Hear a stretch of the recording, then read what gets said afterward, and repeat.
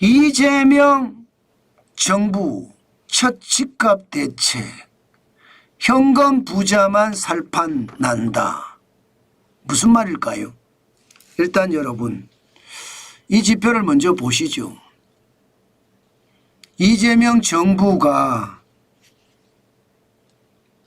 처음으로 집값 대책을 내놓았습니다.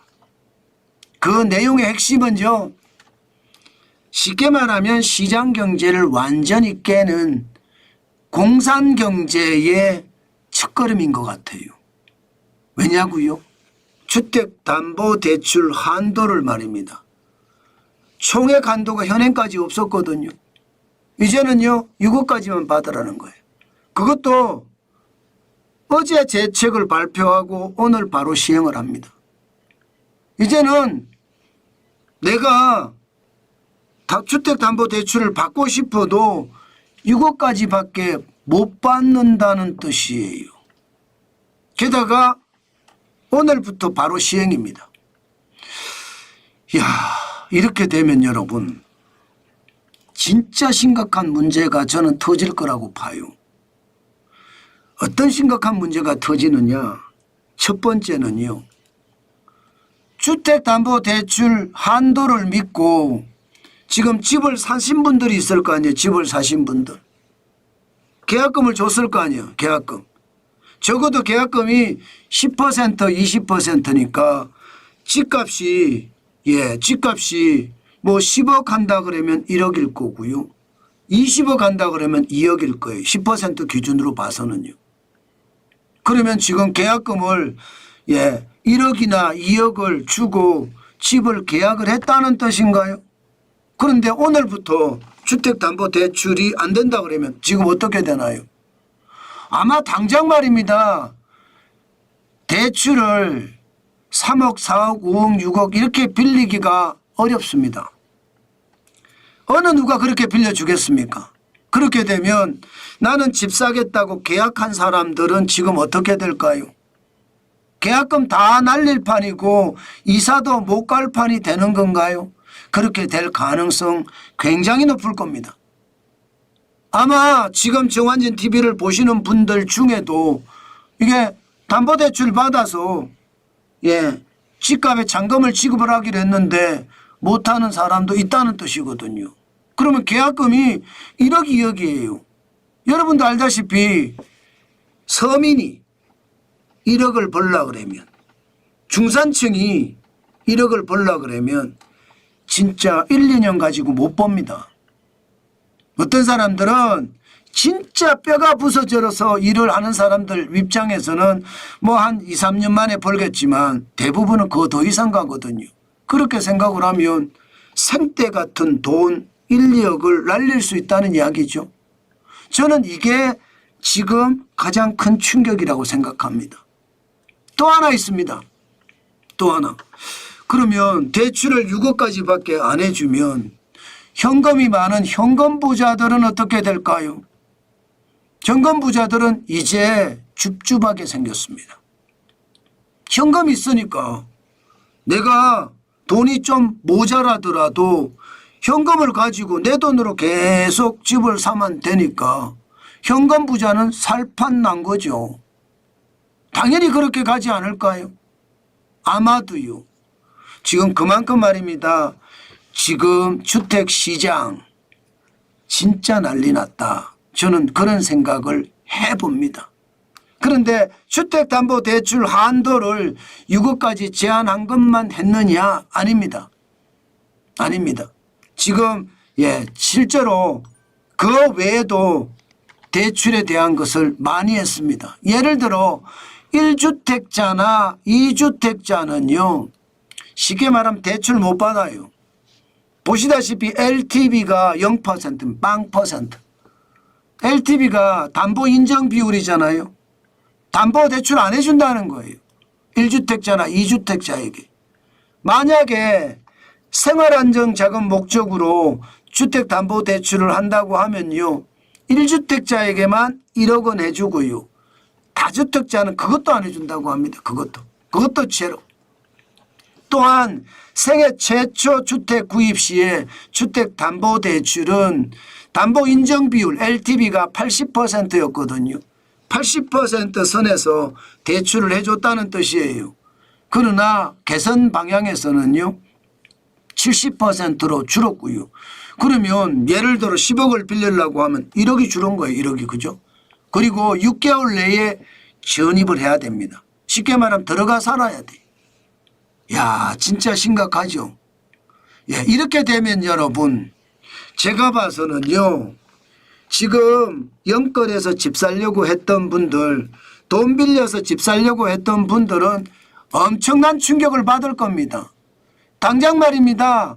한 사례를 보더라도요 수도권 담보대출 한도 6억 원 제한을 할 시에는요 지금 충격적인 일이 벌어집니다.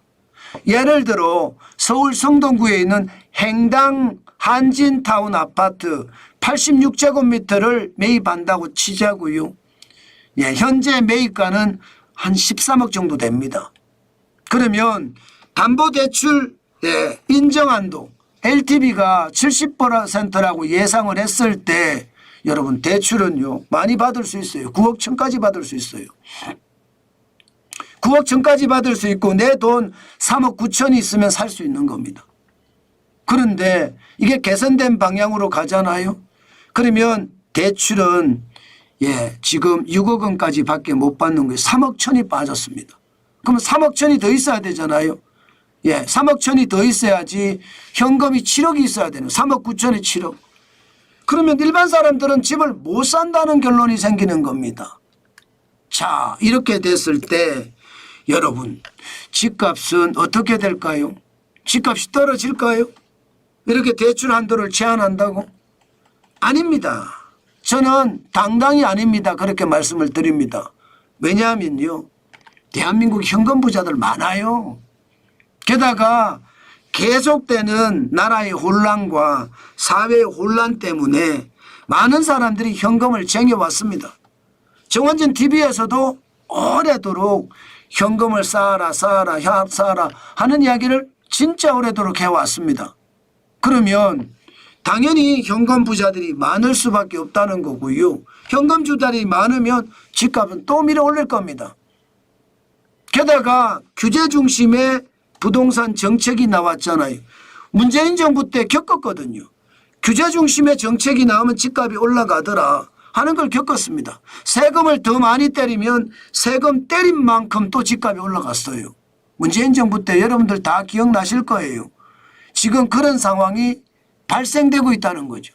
서울 아파트 매매가 변동률도 보면요 벌써 21주 연속 상승하고 있습니다. 지난 2월 3일부터 올라가기 시작을 해서요 6월 23일에 0.43%까지 올라갔습니다.